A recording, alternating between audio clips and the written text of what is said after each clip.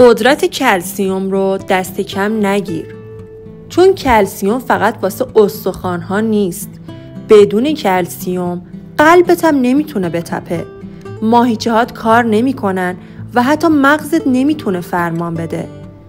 بدن ما به کلسیم نیاز داره تا بتونه استخوان‌هامون رو قوی نگه داره، اعصابمون درست کار کنه، زخمامون سریع خوب بشن و حتی لبخندمون هم سالم بمونه. پس کمبود کلسیم میتونه باعث گرفتگی عضله، دندون درد، استخوان‌های شکننده و حتی تپش قلب بشه. باید چی بخوریم که بتونیم کلسیم جذب کنیم؟